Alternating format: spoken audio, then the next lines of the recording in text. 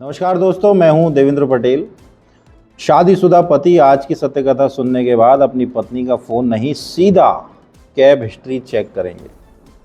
कहते हैं इश्क और वाईफाई कब कहां और किससे कनेक्ट हो जाए कोई भरोसा नहीं।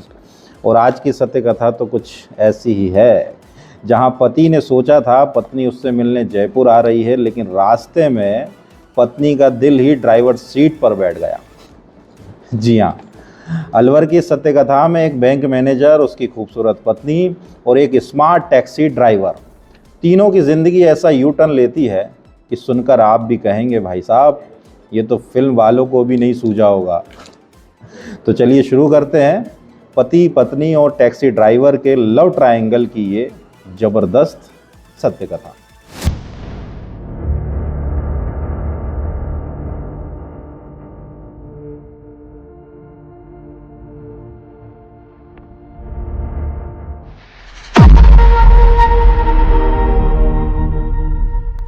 अलवर के रहने वाले कर्णव खत्री एक प्राइवेट बैंक में मैनेजर थे। सीधे साधे आदमी थे बेचारे, काम से मतलब रखते थे और बैंक वालों की ज़िंदगी तो आप जानते ही हैं। सुबह बैंक जाओ, रात को फाइलों के साथ वापस आओ। और उधर उनकी पत्नी कल्पना, ये कल्पना काल्पनिक नाम है, रोमांटिक नेचर की महिला थी। उन्हें लगता था कि शादी का मतलब है पति रोज़ पास रहे, थोड़ा प्यार, थोड़ी बातें, थोड़ी घूमना फिरना। लेकिन बेचारा कर्णव बैंक की ईएमआई, टारगेट और ऑडिट में ऐसा फंसा कि रोमांस संडे स्पेशल बनकर रह गया। जब कर्णव जयपुर से अलवर नहीं आ पाता तो कल्पना खुद जयपुर जाने लगी। पहले बस, फिर ट्रेन और आखिर में टैक्सी।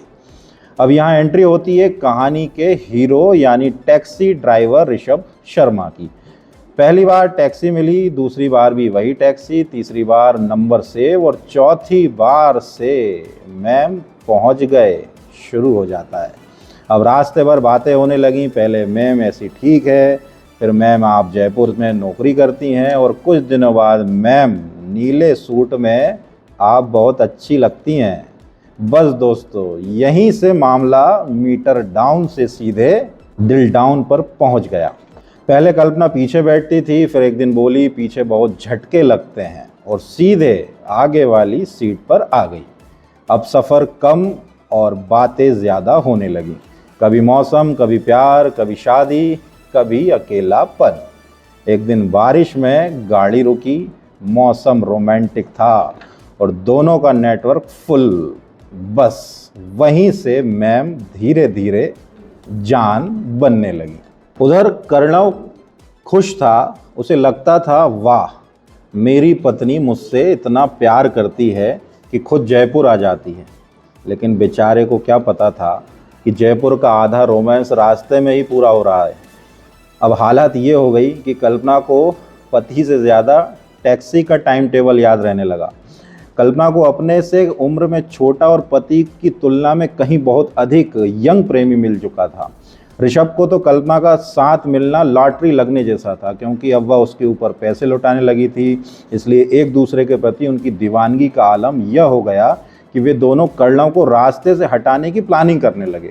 लेकिन किसी की हत्या करना आसान तो नहीं होता, इसलिए दोनों मौके की तलाश में लगे रहे। अब कहानी का सबसे बड़ा ट्विस्ट। एक दिन संयोग से बैंक मैनेजर कर्णव ने उसी ऋषभ की टैक्सी को बुक कर लिया। कर्णव पीछे बैठा, आंख बंद की और सोने का नाटक करने लगा। ऋषभ को लगा शायद साहब जो है खर्राटे मार रहे हैं। उसने तुरंत कल्पना को फ़ोन लगाया, जान तुम्हारे पति मेरी टैक्सी में हैं। फिर दोनों शुरू हो गए प्यार भरी बातें करने लगे। इतना ही नहीं, ऋषभ बोला कहो तो आज ही इन्हें रास्ते से हटा दूँ। अब पीछे बैठे कर्णव का बीपी सीधे बैंक लोन की ब्याज दर से भी ऊपर पहुंच चुका था। लेकिन समझदार आदमी ज़रूर था वो। चुपचाप सारी बातें रिकॉर्ड कर ली। घर पहुंचकर कर्णव ने सबूत दिखाया। उसे लगा पत्नी माफ़ी मांगेगी, लेकिन यहाँ तो कहानी उल्टी निकल गई। कल्पना बोली तलाक चाहिए और 50 लाख रुपए भी चाहिए। अब बेचारा कर्णव सोच रहा था मैं बैंक में मैनेजर हूँ या एटीएम मशीन। पहली बार कल्पना प्रेमी के साथ भागी, फिर वापस आ गई। कर्णव ने बच्चों की खातिर माफ़ भी कर दिया। लेकिन दोस्तों, पुरानी कहावत है जिसे टैक्सी का सफ़र पसंद आ जाए वो जल्दी घर नहीं रुकता। कुछ दिन बाद कल्पना फिर घर से गायब। इस बार जेवर, नकदी और छोटा बेटा भी साथ ले गई। अब कल्पना और ऋषभ दोनों कर्णव को धमकाने लगे। रिपोर्ट दर्ज करवाने और ना करवाने के फैसले के बीच कर्णव हफ्ते भर तक पशुपेश में फंसा रहा, लेकिन अंत में अपने 2 बच्चों का भविष्य देखते हुए 7 मार्च को उन्होंने अपनी पत्नी कल्पना के खिलाफ राजगढ़ इलाका निवासी जो टैक्सी ड्राइवर था ऋषभ, इन दोनों खिलाफ जान से मारने और घर से भागने और जेवरात ले आने की रिपोर्ट दर्ज कराई। और 7 मार्च 2026 को अपनी रिपोर्ट में उन्होंने बताया कि उनकी पत्नी घर से भागते समय 50 लाख रुपए की संपत्ति के कागजात, नकदी और कुछ रुपए सहित जेवरात भी लेकर फरार हो गई। दोनों को धमकियां दोनों जो हैं कर्णव को देते रहे और पुलिस ने कर्णव की रिपोर्ट दर्ज तो कर ली, लेकिन 1 महीने तक, 1 महीना पूरा बीत गया, लेकिन उसके बाद भी उन दोनों की कोई खबर नहीं लगी। लेकिन इसी बीच अचानक कल्पना और उसका प्रेमी दोनों एसपी जयपुर के सामने पेश हो गए और यह जानकारी लगते ही NEB थाना जो क्षेत्र था उनका, पुलिस वहां पहुंची, उन्हें गिरफ्तार कर लिया। ऋषभ को रिमांड पर लिया गया, पत्नी को जेल भेजा गया और उसके बाद ऋषभ से जब सख्ती से पूछताछ हुई तो ये सत्य कथा पूरी सामने आ गई। महिला ने जब बाला कैब से जब इन्होंने टैक्सी बुक करी तो उस टैक्सी में जो ड्राइवर थे वो इसमें मुख्य आरोपी ऋषभ शर्मा है। ये इनकी मुलाकात 2025 में हुई। उसके पश्चात इनके मोबाइल नंबर आपस में इन्होंने एक्सचेंज करे और तभी से इनकी वार्तालाप शुरू हो रखी है, जो कि CDR के माध्यम से भी सिद्ध हो रहा है। तैयारी के तौर पे इन्होंने सिर्फ मारने के प्रयास की बात करी थी कि उसको हम इस जगह खत्म कर देंगे। बाकी जो प्लानिंग है ऐसी कोई भी चीज सामने नहीं आई कि इन्होंने किस तरीके से प्लानिंग करी या क्या करना चाह रहे थे। सिर्फ मारने की वार्तालाप ही सामने आई। क्या अभी और पुलिस इसमें अनुसंधान करेगी, तथ्यों को सामने लाने? जी, अपने अनुसंधान शेष है, अभी अनुसंधान जारी है। जैसे तथ्य सामने आएंगे उस हिसाब से आगे कार्रवाई की जाएगी। अब इस कहानी का अंत कहाँ हुआ? सलाखों के पीछे जाकर।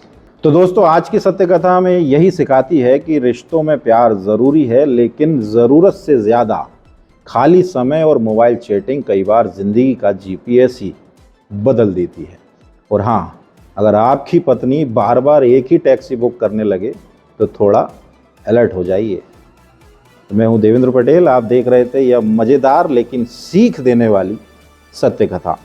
वीडियो पसंद आया हो तो लाइक, शेयर और सब्सक्राइब ज़रूर करें।